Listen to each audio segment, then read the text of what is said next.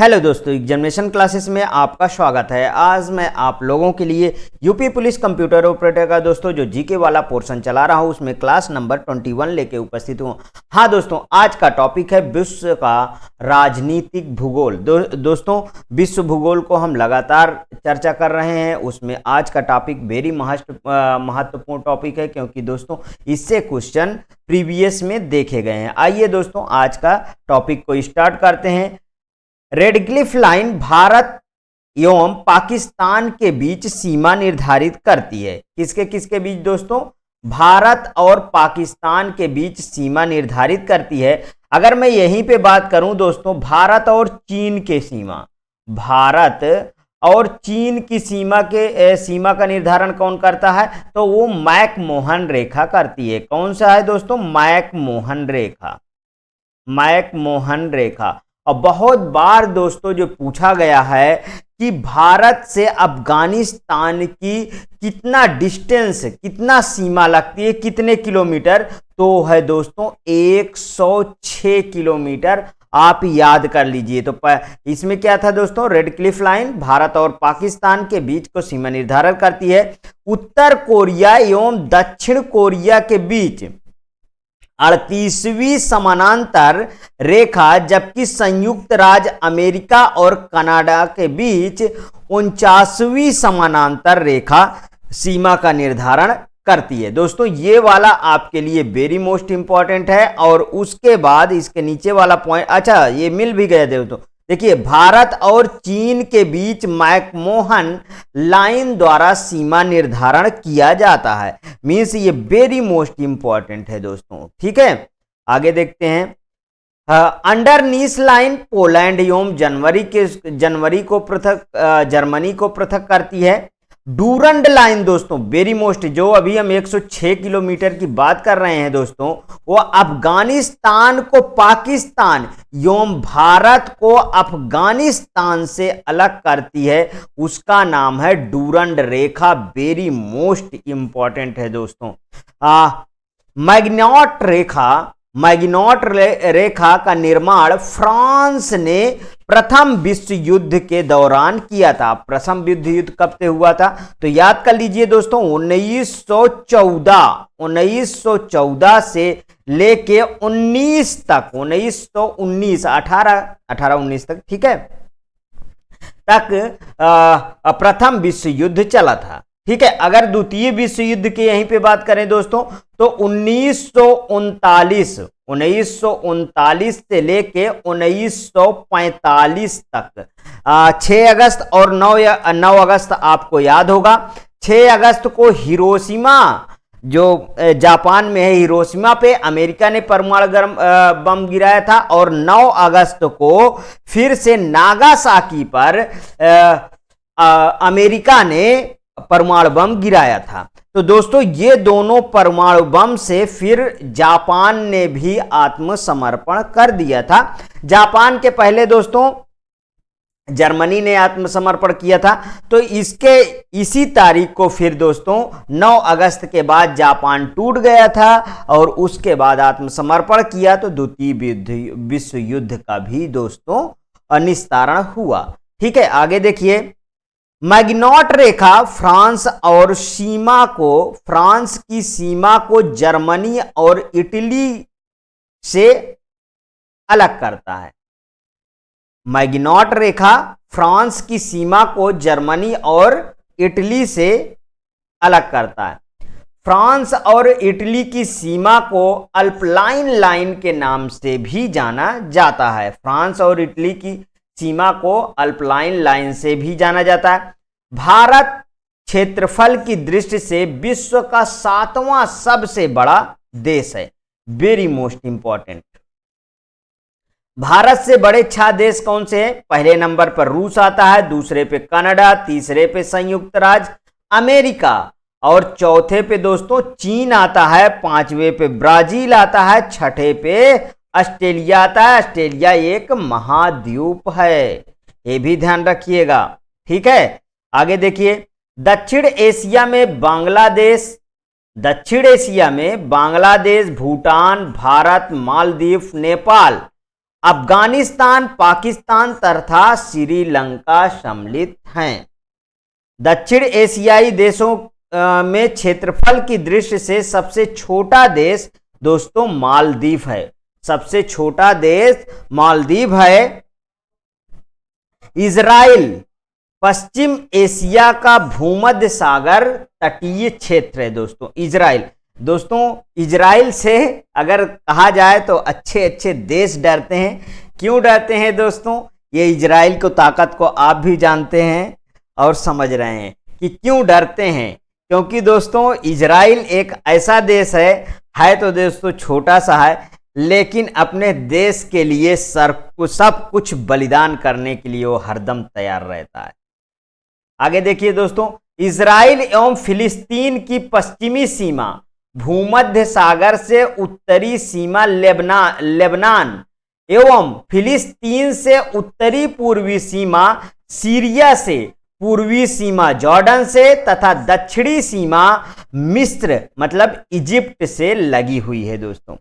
चीन की स्थलीय सीमा जिन देशों से मिलती है उनमें मंगोलिया, रूस, Kazakhstan, Kyrgyzstan, Tajikistan, Afghanistan, Bharat, Nepal, Bhutan, Myanmar, Laos, Vietnam, उत्तर कोरिया शामिल हैं। दोस्तों अगर कहा जाए तो चीन की सीमा जो है ये तिब्बत पहले दोस्तों अलग था। चीन ने तिब्बत पे कब्जा कर लिया, तो अब तिब्बत पे कब्जा कर लिया चीन ने, तो फिर उसके बाद जो है भारत से जो तिब्बत का सीमा लगती थी वो अब चीन की सीमा कही जाने लगी। आगे देखिए दोस्तों, horn of Africa, horn of Africa अथवा सोमाली प्रायद्वीप पूर्वी अफ्रीका महाद्वीप में सींग के आकार का तिकोना निकला हुआ भाग है। सींग के आकार का तिकोना निकला हुआ भाग है।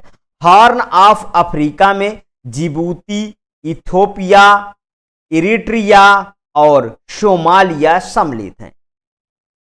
नेक्स्ट, बाल्कन क्षेत्र दक्षिणी पूर्वी यूरोप का विशिष्ट सांस्कृतिक क्षेत्र है जो बाल्कन पर्वतों के आसपास अवस्थित है। बाल्कन में शामिल प्रमुख देश हैं अल्बानिया, बोस्निया हर्जगोविया, ठीक है, Bulgaria, Greece, Croatia, Serbia, Slovenia, Romania आदि जो है दोस्तों सम्मिलित है।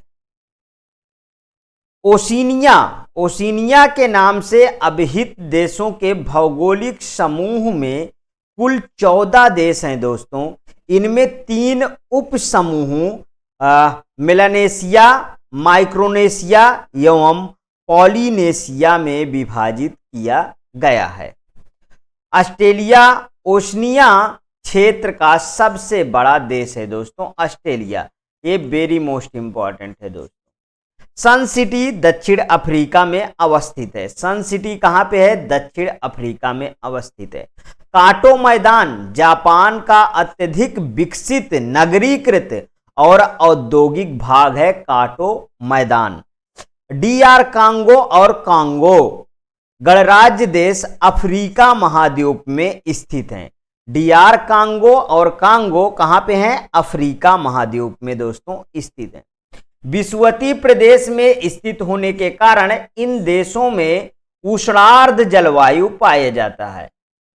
क्या कैसी जलवायु है दोस्तों? उष्णार्ध जलवायु पाई जाती है। विश्व में पाई जाने वाली लगभग 9000 पक्षी प्रजातियों में से 40% दक्षिण अमेरिका महाद्वीप में पाई जाती हैं।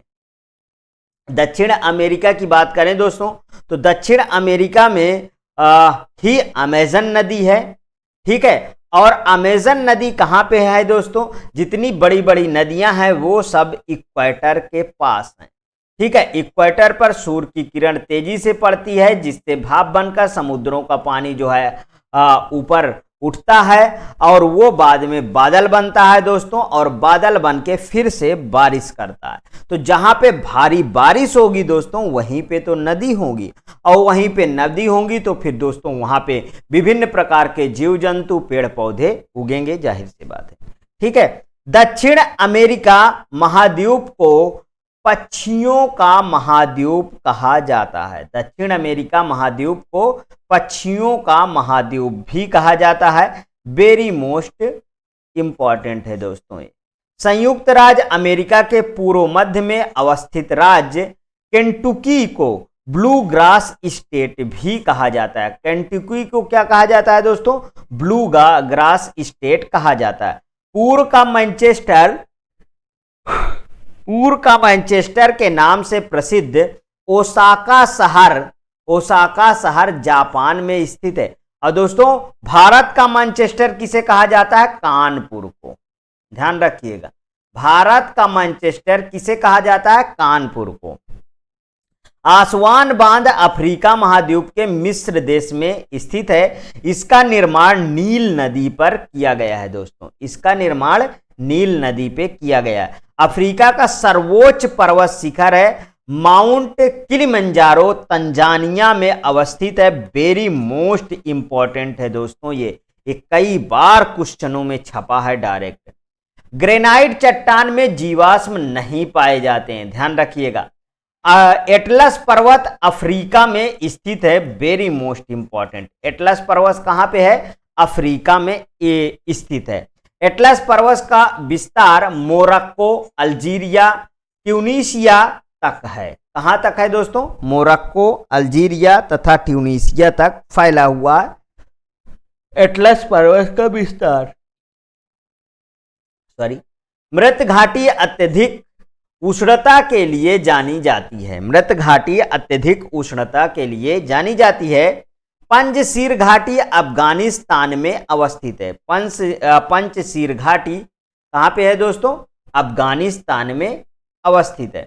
दक्षिण अमेरिका का चौड़ा वृक्ष रहित घास का मैदान पंपास कहलाता है। क्या कहलाता है दोस्तों? पंपास कहलाता है। वेरी मोस्ट इंपॉर्टेंट, पंपास कहलाता है।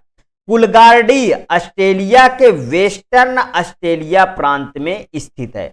जोहान्सबर्ग स्वर्ण खनन हेतु प्रसिद्ध है। वेरी मोस्ट इंपॉर्टेंट, जोहान्सबर्ग स्वर्ण खनन के लिए बहुत ही प्रसिद्ध है। लहासा सबसे अधिक ऊंचे स्थल पर बसा नगर है, लहासा। ठीक है। दक्षिण अमेरिका का सबसे घना बसा देश है दोस्तों इक्वाडोर।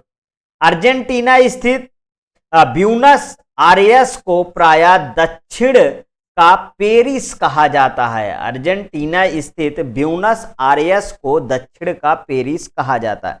माल्टा भूमध्य सागर में अवस्थित है। माल्टा कहां पे है? भूमध्य सागर में। डेनमार्क, नॉर्वे, स्वीडन स्कैंडिनेवियन देशों के समूह में सम्मिलित है। नेक्स्ट, दक्षिण पूर्व एशिया में एकमात्र भू आवेष्टित देश लाओस है दोस्तों। एकमात्र भू आवेष्टित देश वो कौन सा है? लाओस है। लिम्पोपो नदी मकर रेखा को 2 बार काटती है। लिम्पोपो नदी मकर रेखा को 2 बार काटती है। वेरी मोस्ट इंपॉर्टेंट है। रियो ग्रांडी नदी मेक्सिको एवं संयुक्त राज्य अमेरिका के मध्य सीमा बनाती है। रियो ग्रांडी नदी मेक्सिको एवं देखिए, अगर हम बात करें दोस्तों गन्ना और चीनी की, तो वो कौन सा है? मेक्सिको ही है, ध्यान रखिएगा। ठीक। टर्की का इस्तांबुल नगर पश्चिम का द्वार कहलाता है। मध्य रात्रि का सूर्य उत्तरी ध्रुव पर दिखाई देता है। बहरीन को मोतिया का द्वीप या फारस की खाड़ी का मोती कहा जाता है। शिकागो धूम्र नगर के नाम से जाना जाता है। राइन नदी भ्रंश घाटी से बहती है। राइन नदी कहां से बहती है दोस्तों? भ्रंश घाटी से बहती है। वेरी मोस्ट इंपॉर्टेंट है, इसके प्रीवियस में ये क्वेश्चन पूछा गया। पूर्वी समुद्र की स्वामिनी का नाम श्रीलंका है। ब्रह्मपुत्र पे नदी पर विश्व का सबसे बड़ा नदी द्वीप तंत्र अवस्थित है, उसका नाम है दोस्तों माजुली। ये पूरे विश्व में क्वेश्चन पूछा जाता है दोस्तों। कांगो घाटी में विस्तृत अयनवर्तीय वर्षा वन पाए जाते हैं। पृथ्वी पर घने वन अधिकतर विषुवत रेखा के पास पाया जाता है। विषुवत रेखा के पास पाया जाता है अत्यधिक घने वन। जाहिर सी बात है, अभी अभी मैंने एक कॉन्सेप्ट दिया, जहां पे दोस्तों ज्यादा बारिश होगी, ठीक है, वहां ज्यादा बड़ी नदियां होंगी, वहां पे डाइवर्सिटी पाई जाएगी और वहीं पे अत्यधिक घने वन भी होंगे। अफ्रीका, यूरोप, एशिया और दक्षिण अमेरिका महाद्वीपों में से अफ्रीका में देशों की संख्या अधिकतम है।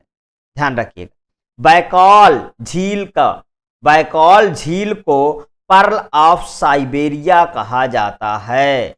वेरी मोस्ट इंपॉर्टेंट है, पर्ल ऑफ साइबेरिया कहा जाता है।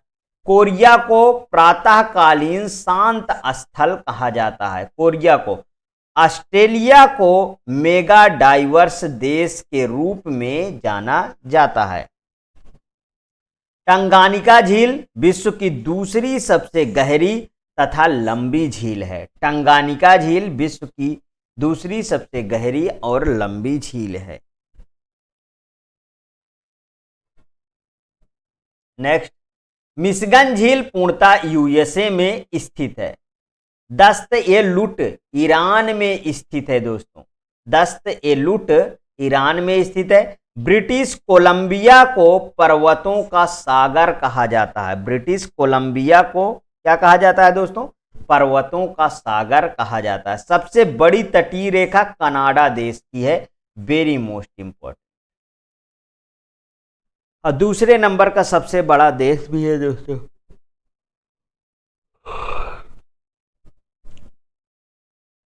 पृथ्वी की सतह के कुल क्षेत्रफल लगभग 29%, ठीक है, भाग पर स्थल क्षेत्र एवं लगभग 71% भाग पर जल क्षेत्र का विस्तार है। अर्थात पृथ्वी की सतह पर पानी से ढका भाग लगभग 2/3 है। इसीलिए आकाश से देखने पे दोस्तों ये कैसा दिखाई देता है? ये नीला दिखाई देता है। कुल जल का लगभग 97% खारा जल के रूप में सागरों में है। काला सागर व भूमध्य सागर तुर्की के क्रम से उत्तर व दक्षिण राजनीतिक सीमा का निर्धारण करते हैं। सारगैसो सागर उत्तरी अटलांटिक महासागर में स्थित एक क्षेत्र है। सारगैसो सागर में सारगैसम नाम की वनस्पति बहुतायत में पाई जाती है, जिस कारण इसका नाम सारगैसो सागर पड़ा। नेक्स्ट, अरल सागर मध्य एशिया स्थित एक प्रमुख झील है। अरल सागर मध्य एशिया स्थित एक प्रमुख झील है। अरल सागर के किनारे कजाकिस्तान एवं उज्बेकिस्तान को स्पर्श करते हैं। अरल सागर के किनारे कजाकिस्तान एवं उज्बेकिस्तान को स्पर्श करते हैं। अल्जीरिया, मोरक्को, ट्यूनीसिया, लीबिया एवं मिस्र जैसे अफ्रीकी देशों की सीमा भूमध्य सागर से मिलती है।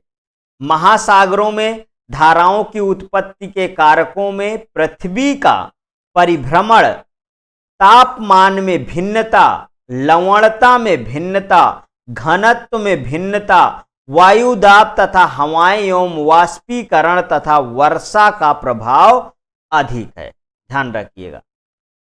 उल्लेखनीय है कि पृथ्वी की परिक्रमण गति महासागरीय धाराओं को प्रभावित नहीं करती है। महासागरीय धाराओं को प्रभावित नहीं करती है। महासागरीय धाराएं प्रचलित पवने और पृथ्वी की परिभ्रमण गति के अतिरिक्त महासागरीय संरूपण द्वारा भी प्रभावित होती है। उत्तरी अटलांटिक प्रवाह को यूरोप का कंबल भी कहा जाता है दोस्तों।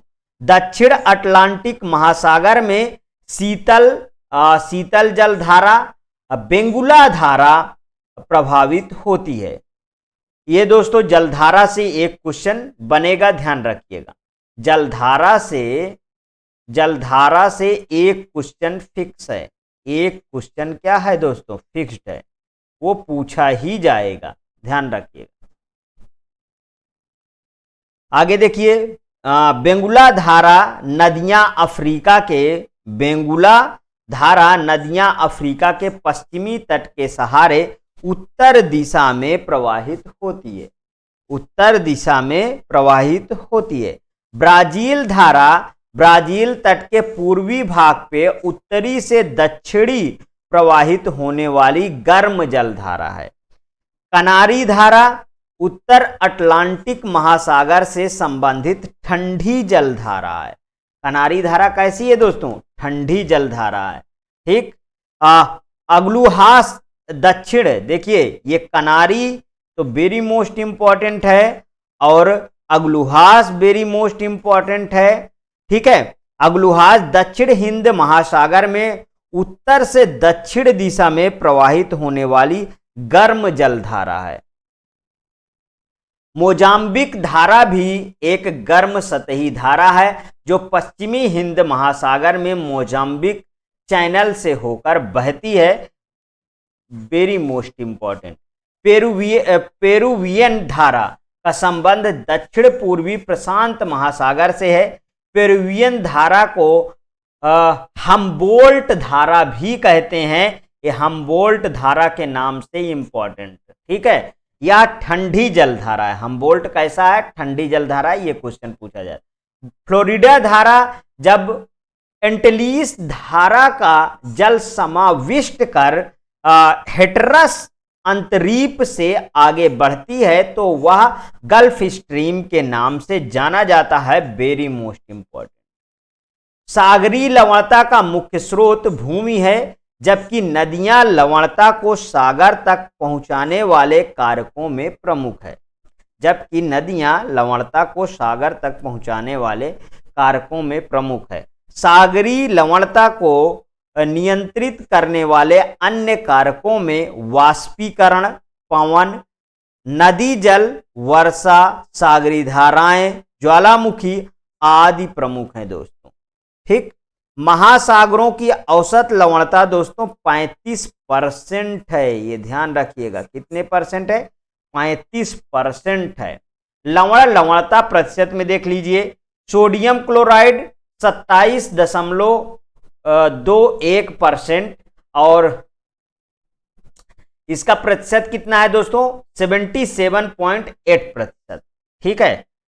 आगे देखिए, मैग्नीशियम क्लोराइड 3.8% है और इसका प्रतिशत है दोस्तों 10.9%। मैग्नीशियम सल्फेट 1.65% और इसका जो है प्रतिशत है 4.7%। कैल्शियम सल्फेट 1.26% है और इसका प्रतिशत है 3.6%। पोटेशियम सल्फेट 0.863% और इसका प्रतिशत है 2.5%। कैल्शियम कार्बोनेट दोस्तों 0.123% है और इसका प्रतिशत 0.3% है। आगे देखिए, मैग्नीशियम ब्रोमाइट 0.076% है और इसका प्रतिशत है होल में 0.2%। सागरीय जल की लवणता में सोडियम क्लोराइड का अधिकतम योगदान है, ये ध्यान रखिएगा। सोडियम क्लोराइड NaCl, ठीक है। इसका फार्मूला क्या है दोस्तों, NaCl। उच्चतम लवणता 20 से 40 डिग्री उत्तरी अक्षांशों में पाई जाती है, जहां पर इसकी मात्रा 36% रहती है। तुर्की की वान झील की लवणता 330% है, ध्यान रखिएगा, 330% है, वेरी मोस्ट इंपॉर्टेंट। मृत सागर में लवणता 238% है, ठीक। मृत सागर में तुर्कीय वान झील की लवणता पूछा जाता है, मृत सागर भी पूछा जाता है, ये भी वेरी मोस्ट इंपॉर्टेंट है। सबसे ज्यादा दोस्तों मृत सागर की ही लवणता है, सबसे ज्यादा सबसे ज्यादा मृत सागर, ठीक, सबसे ज्यादा किसकी है? मृत सागर की है। लाल सागर में लवणता 36 से 41% है। दोस्तों मृत सागर में अगर आप स्नान करते हैं तो आप डूबेंगे नहीं, ध्यान रखिएगा, आप ऊपर ही रहेंगे, ठीक, कोई यहां डूबता नहीं है कभी भी। यदि समुद्र में जल का घनत्व बढ़ता है तो यह लवणता में वृद्धि का सूचक होता है दोस्तों, अर्थात सागरीय लवणता में वृद्धि के कारण जल का घनत्व भी बढ़ता है। यदि समुद्र में जल का घनत्व बढ़ता है तो यह लवणता में वृद्धि का सूचक होता है, अर्थात सागरीय लवणता में वृद्धि के कारण जल का घनत्व भी बढ़ता है। ग्रेट साल्ट झील संयुक्त राज्य अमेरिका के उटाह राज्य में अवस्थित है। इसकी लवणता 220% है दोस्तों, 220% है। ज्वार भाटा की उत्पत्ति सूर्य एवं चंद्रमा के आकर्षण बल तथा पृथ्वी पर उत्पन्न होने वाले दो बलों, अभिकेंद्रीय बल एवं केंद्रोन्मुख बल, ठीक है, एवं अपकेंद्रीय बल, जिसे इसी को बोलते हैं केंद्रोपसारित बल के परिणाम बल के फलस्वरूप होता है दोस्तों ज्वार भाटा। विश्व के 10 महत्वपूर्ण गहरे गर्त के बारे में बात करते हैं, ठीक है। मेरियाना प्रशांत महासागर में है दोस्तों, पहले नंबर पे, ठीक है। दूसरा टोंगा प्रशांत महासागर में, सबसे बड़ा दोस्तों प्रशांत महासागर है और सब प्रशांत महासागर में ज्यादातर है भी है। फिलीपींस प्रशांत महासागर, फिलीपींस प्रशांत कुरिल कमचटका प्रशांत महासागर में, कर्माडेक प्रशांत महासागर में, इजुबोनिन प्रशांत महासागर में, जापान प्रशांत महासागर में, ठीक है, गर्त है ये सागर, ठीक, किसमें, और प्लूटोरिको अटलांटिक महासागर में, दक्षिण सैंडविच अटलांटिक महासागर में, अटाकामा प्रशांत महासागर में, ध्यान रखिएगा।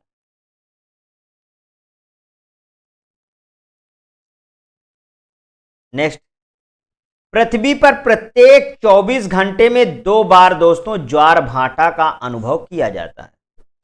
पूर्णिमा व अमावस्या के दिन महासागर में बृहद ज्वार भाटा आता है, जबकि कृष्ण पक्ष एवं शुक्ल पक्ष के सप्तमी और अष्टमी को लघु ज्वार भाटा आता है दोस्तों। चंद्रमा की ज्वारोत्पादक शक्ति सूर्य की तुलना में 2.17 गुना अधिक होती है। कितना होती है दोस्तों? 2.17 गुना अधिक होती है। मेरियाना या चैलेंजर गर्त प्रशांत महासागर में मैरियाना द्वीप के पूर्वी भाग पर चाप आकार में फैला हुआ है। चैलेंजर गर्त की अनुमानित गहराई है 11,033 मीटर है दोस्तों। चैलेंजर गर्त की अनुमानित गहराई है। अगर यहीं पे माउंट एवरेस्ट की ऊंचाई की बात करें दोस्तों तो कितना है? 8,848, ठीक है, 48, और प्रेजेंट टाइम में 8,850 मान के चलिएगा, क्योंकि लगातार इसका उत्थान जारी है। ठीक, अब समझ लीजिए इससे भी ये गहरा गर्त है। चैलेंजर विश्व का सबसे गहरा गर्त है। चैलेंजर विश्व का सबसे गहरा गर्त है, ये ध्यान रखिएगा, इंपॉर्टेंट है। मेरियाना भी इंपॉर्टेंट है, ठीक है। कोरल रीफ या जीवाश्म पट्टी सर्वाधिक कर्क एवं मकर रेखा के मध्य स्थित स्थलों के पूर्वी एवं पश्चिमी तटीय क्षेत्रों में पाई जाती है कोरल रीफ। ठीक, सबसे बड़ी कोरल रीफ ऑस्ट्रेलिया की ग्रेट बैरियर रीफ है। सबसे बड़ी कोरल रीफ ऑस्ट्रेलिया की ग्रेट बैरियर रीफ है। वेरी मोस्ट इंपॉर्टेंट है, क्योंकि ये सब क्वेश्चन प्रीवियस में बने हैं। ग्रेट बैरियर रीफ विश्व की सबसे बड़ी प्रवाल रोधिका भी है। ग्रेट बैरियर रीफ ऑस्ट्रेलिया महाद्वीप के क्वींसलैंड तट के साथ प्रशांत महासागर में स्थित है। उत्तरी अटलांटिक महासागर व्यस्ततम सामुद्रिक व्यापार मार्ग है दोस्तों। अटलांटिक महासागर व्यस्ततम सामुद्रिक व्यापार मार्ग है। समुद्र तल पर पृथ्वी के केंद्र के सबसे निकट स्थान उत्तरीय ध्रुव है। ठीक है। तापक्रम एवं वायुदाब के आधार पर वायुमंडल परतों का धरातल के ऊपर की ओर विभाजित स्तरों का क्रम इस प्रकार है। मंडल और ऊंचाई, परिवर्तन मंडल, क्षोभ मंडल। ठीक है, परिवर्तन मंडल है या कहिए क्षोभ मंडल, धरातल से लगभग 15 किलोमीटर। इसके बाद आता है दोस्तों समताप मंडल, लगभग 15 से 50 किलोमीटर। यहां से वेरी मोस्ट इंपॉर्टेंट है दोस्तों, क्वेश्चन पूछे गए हैं। मध्य मंडल 50 से 80 किलोमीटर। आयन मंडल दोस्तों 80 से 640 किलोमीटर। बहिर्मंडल 640 किलोमीटर से ऊपर दोस्तों, चाहे जितना आप चले जाइए। मौसम की प्रायः सभी घटनाएं, ध्यान रखिएगा ये क्वेश्चन यहां से पूछे गए हैं। मौसम की प्रायः सभी घटनाएं जिनमें बादल, ओला, कोहरा, तुषार, मेघ गर्जन, आंधी तूफान, विषुवत प्रकाश आदि सम्मिलित हैं, क्षोभ मंडल में ही घटित होते हैं, मीन्स ट्रोपोस्फीयर में ही घटित होती हैं। ध्यान रखिएगा सबसे निचले में। ठीक है। धरातल से ऊपर ओर जाने पर प्रति 1000 मीटर मतलब 1 किलोमीटर ऊपर जाने पर 6.5 डिग्री सेंटीग्रेड की दर से तापमान कम होने की घटना भी क्षोभ मंडल में ही घटित होती है। और उसके बाद कुछ समय घटती है दोस्तों, उसके बाद फिर बढ़ना स्टार्ट हो जाती है, ये भी ध्यान रखिए। समताप मंडल बहुत ही शुष्क है तथा यहाँ की वायु में जलवाष्प बहुत ही कम मात्रा में पाई जाती है, इसलिए इस परत में बादल तथा अन्य मौसमी घटनाएं ना के बराबर होती हैं। इसी में जहाज उड़ता है। अगर जहाज की बात करें तो इसी में जहाज उड़ता है। ठीक है, ध्यान रखिएगा। अब व्यावसायिक जेट विमान वायुमंडलीय विक्षोभ से बचने के लिए समताप मंडल में ही उड़ान भरते हैं। ये देखिए दोस्तों, आ भी गए। ओजोन परत सूर्य से निकलने वाले विनाशकारी रेडिएशन से पृथ्वी पर जीवन की सुरक्षा करता है। मतलब ये अर्थ है आपका, ये यहां पे ओजोन समझ लीजिए पाया जाता है। ठीक है। ओजोन परत समताप मंडल मतलब स्ट्रेटोस्फीयर के निचले भाग 15 से 35 किलोमीटर की ऊंचाई पर पाई जाती है। अब किस मंडल पे पाई जाती है ओजोन, तो आपको याद होना चाहिए समताप मंडल। ये सब वेरी मोस्ट इंपॉर्टेंट है दोस्तों, प्रीवियस में यहां से क्वेश्चन बहुत बने।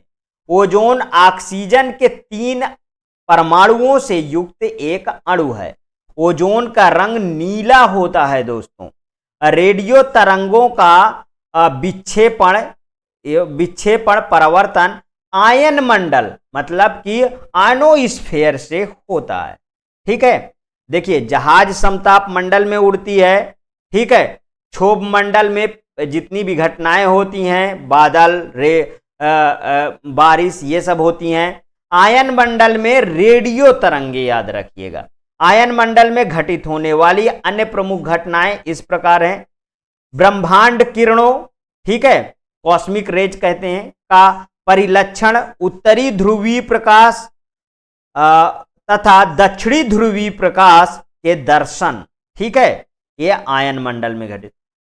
सौर्यिक ऊर्जा को ही सूर्यतप कहा जाता है। सौर्यिक ऊर्जा को ही दोस्तों सूर्यतप कहा जाता है। दोस्तों, अगर हम सूर्य की बात करें तो हमारे सौर मंडल का मुखिया कौन है दोस्तों, वो है सूर्य।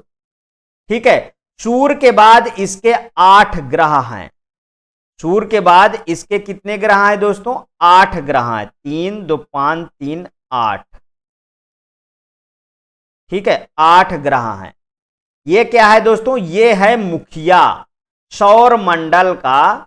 थोड़ा समझ लीजिए इसको, सौर मंडल का दोस्तों ये क्या है, ये है मुखिया। और सूर्य अपने धुरी पे घूमता है। ठीक है। और जितने भी इसके ग्रह हैं वो अपने धुरी पे घूमते हैं, प्लस इसके सूर्य के चक्कर लगाते हैं। ग्रहों के फिर उपग्रह हैं जो ग्रह के चक्कर लगाते हैं। और सूर्य किसकी चक्कर लगाता है दोस्तों, तो ये ध्यान करिएगा, सूर्य जो है मिल्की वे का चक्कर लगाता है, अपने गैलेक्सी का, ठीक है, मिल्की वे का चक्कर लगाता है, अपने गैलेक्सी का सूर्य चक्कर लगाता है, ठीक है। आगे चलिए, सूर्य से जो ऊर्जा विकिरित होती है वह लघु तरंग सौरिक विकिरण होता है। अच्छा, सूर्य कैसा है दोस्तों, ठोस है कि गैस है कि तरल है, कैसा है? तो सूर्य दोस्तों गैसीय है। ये सूर्य क्या है दोस्तों, गैसीय है, ध्यान रखिएगा, गैसीय है। हमारा पृथ्वी कैसा है, ठोस है, ठीक है। आगे चलिए, जबकि पृथ्वी द्वारा होने वाला उनका विकिरण दीर्घ तरंगों के रूप में होता है, जिसे दीर्घ तरंग धरातली विकिरण कहते हैं, धरातली विकिरण कहते हैं। वायुमंडल को गर्म रखने में दीर्घ तरंग विकिरण ही प्रमुख रूप से जिम्मेदार है। अटलांटिक महासागर में प्रशांत महासागर की अपेक्षा अधिक तापांतर पाया जाता है। टॉर्नेडो उष्णकटिबंधीय चक्रवात है।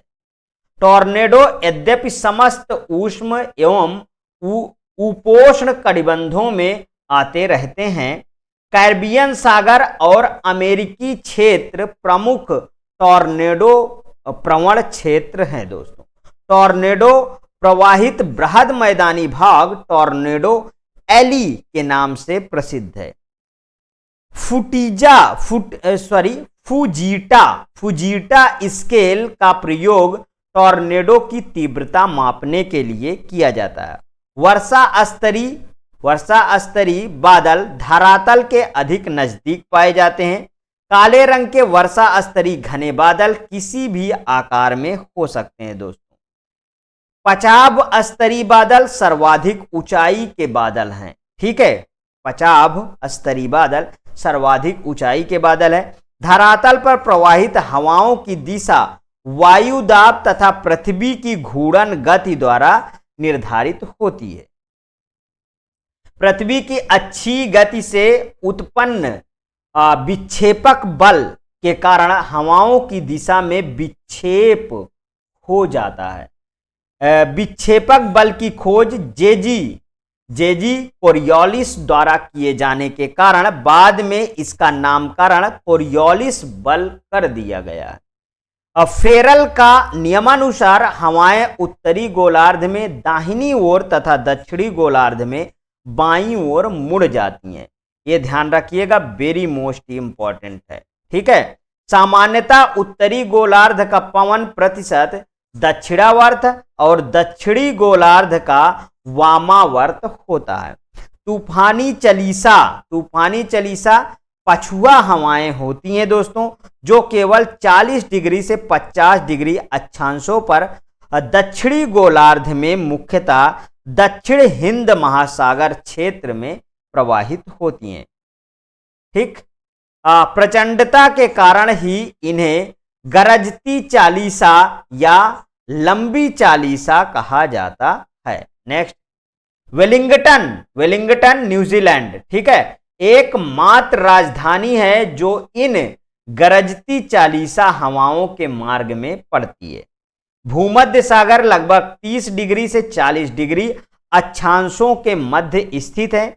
भूमध्य सागर उपोष्ण उच्च वायुदाब पेटी के अंतर्गत आता है। मानसूनी पवनें ग्रीष्म ऋतु के 6 माह में समुद्र से स्थल की ओर तथा शीत ऋतु के 6 माह में स्थल से समुद्र की ओर चलती हैं। ये बहुत नॉलेज की बात है, ध्यान रखिएगा।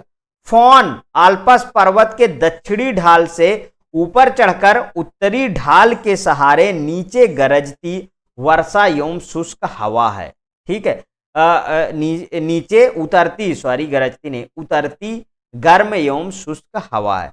फॉन का सर्वाधिक प्रभाव स्विट्जरलैंड में होता है। इसके प्रभाव से बर्फ पिघल जाती है। सिमूम अरब रेगिस्तान में चलने वाली शुष्क हवा है। सांता आना दक्षिणी कैलिफोर्निया में चलने वाली स्थानीय हवा है। सिराको सहारा मरुस्थल से उत्तरी पूर्व दिशा में भूमध्य सागर की ओर चलकर सिसिली, इटली, स्पेन आदि यूरोपीय क्षेत्रों देशों में प्रविष्ट होती है। बिलजार्ड हिम झंझावत युक्त ध्रुवीय हवाएं होती हैं। बिलजार्ड प्रवाह क्षेत्र दक्षिणी ध्रुवीय क्षेत्र साइबेरिया, कनाडा तथा संयुक्त राज्य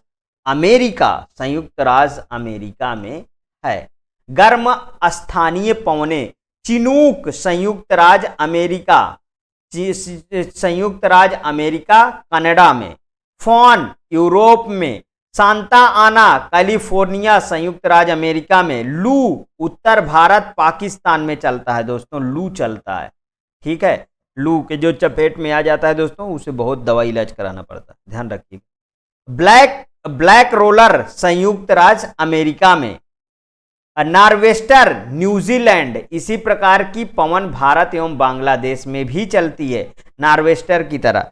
यहां इसे काला बैसाखी कहते हैं। यामो दोस्तों कहां चलता है? जापान में, और खमसिन मिस्र में, ब्रिकफील्डर ऑस्ट्रेलिया में, सामल इराक में, गिबली लीबिया में चलता है दोस्तों।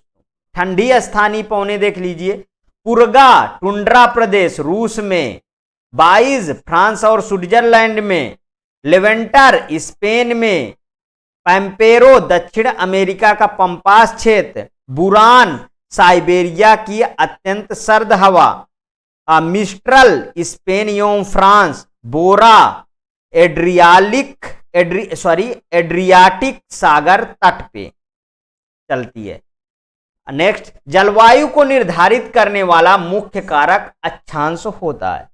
पृथ्वी के लगभग 1/3 भाग पर शुष्क प्रदेश का विस्तार है, जो अन्य सभी भौगोलिक क्षेत्रों से अधिक है दोस्तों।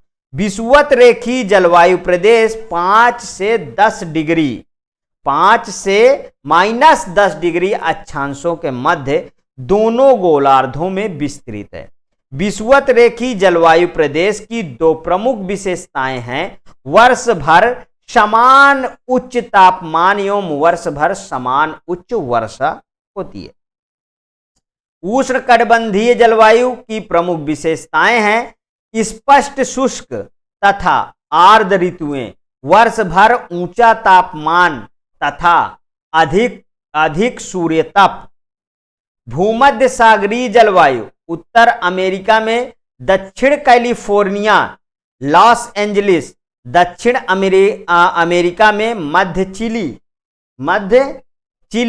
दक्षिण अफ्रीका का दक्षिण पश्चिमी भाग और दक्षिण ऑस्ट्रेलिया में पाया जाता है। भूमध्य सागरीय जलवायु प्रदेश में अधिकांश वर्षा शीतकाल में प्राप्त होती है दोस्तों।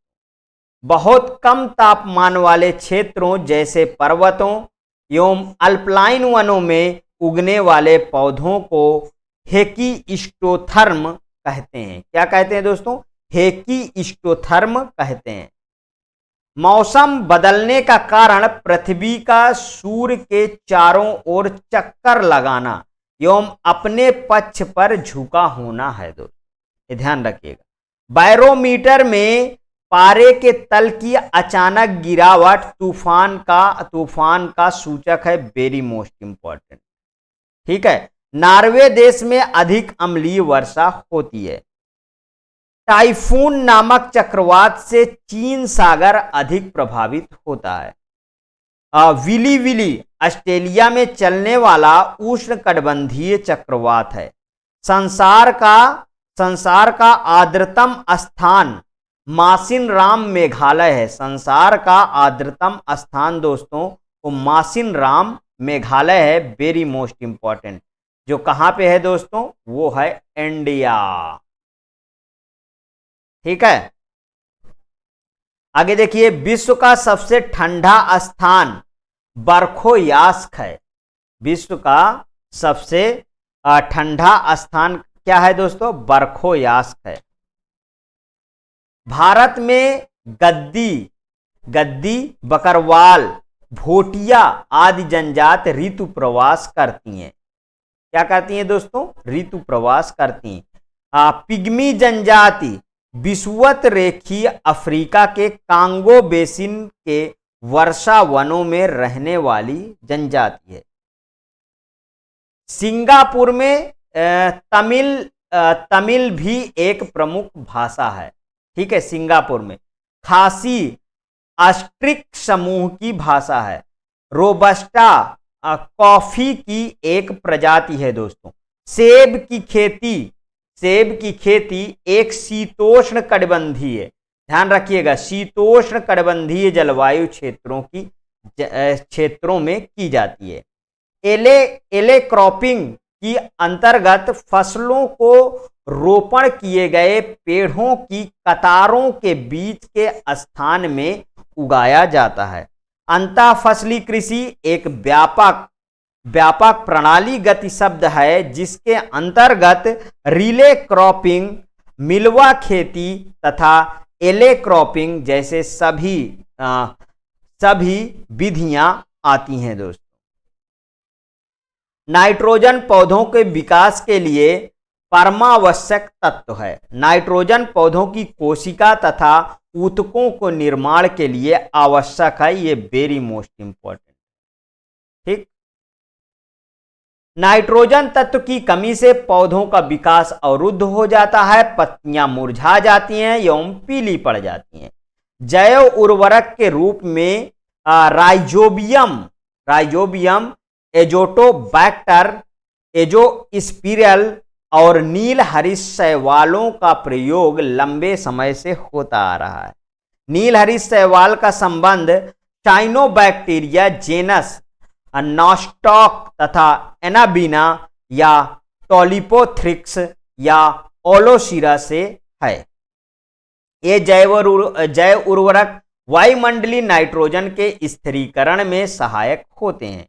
एजोलो एनाबिना वेरी मोस्ट इंपॉर्टेंट है दोस्तों। ये एजोला एनोबिना जैव उर्वरक का प्रयोग धान जैसी फसलों के उत्पादन के लिए किया जाता है।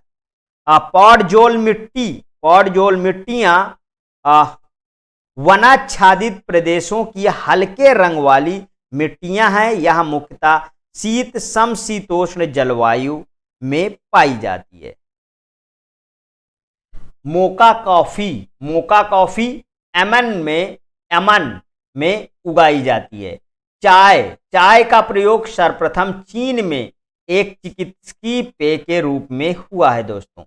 चाय में थिनाइन, कैफीन, पॉलीफेनॉल्स, टेनिन, थ्रियोब्रोमाइन, थियोफाइलिन आदि तत्व पाए जाते हैं। हीरोइन का उत्पादन अफीम के पोस्ता से किया जाता है दोस्तों। स्वर्णिम अर्धचंद्र में मध्य और दक्षिण एशिया के अफीम उत्पादक एवं निर्यातक देशों को सम्मिलित किया जाता है। स्वर्णिम अर्धचंद्र के अंतर्गत पाकिस्तान, ईरान, अफगानिस्तान के क्षेत्रों को सम्मिलित किया जाता है। विश्व में प्रथम बार अमेरिका के कृषि वैज्ञानिक नॉर्मन ई बोरलॉग ने मेक्सिको में उच्च उपज किस्म के बीज विकसित किए थे। शाहतूत एक विशेष प्रकार का गर्म ऊनी शाल होता है जो तिब्बती एंटीलोप अथवा चिरू के बालों से तैयार किया जाता है। शाहतूत दोस्तों पौधा भी होता है, ध्यान कीजिएगा। भारत में चिरी केंद्र शासित प्रदेश लद्दाख में पाया जाता है। अब इसके बाद दोस्तों टाइम जोन की भी बारे में बात कर लेते हैं।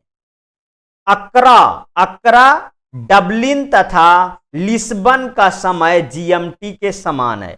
तिथि निर्धारक रेखा पर ग्रीनविच से 12 घंटे का अंतर है। तिथि निर्धारक रेखा 180 डिग्री देशांतर पर स्थित है। किसी जहाज को सबसे कम समय में एक स्थान से दूसरे स्थान तक जाने के लिए देशांतर को मार्ग बनाना चाहिए। 21 जून को उत्तरी गोलार्ध में दोपहर को आपकी छाया सबसे छोटी होती है। अब देखिए 22 दिसंबर की बात करें दोस्तों, 22 दिसंबर को सबसे दिन छोटा होता है। सबसे छोटा दिन होता है, सबसे छोटा, सबसे छोटा दिन होता है, ठीक है।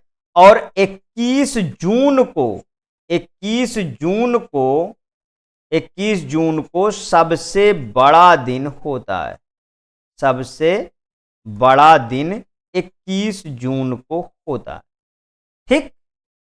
आज की क्लास दोस्तों यहीं तक थी। आज की क्लास काफी लंबी हो गई है क्योंकि जितने भी विविध में प्रश्न बनते थे दोस्तों सब आपके सामने मैं ले आके उपस्थित कर दिया हूं।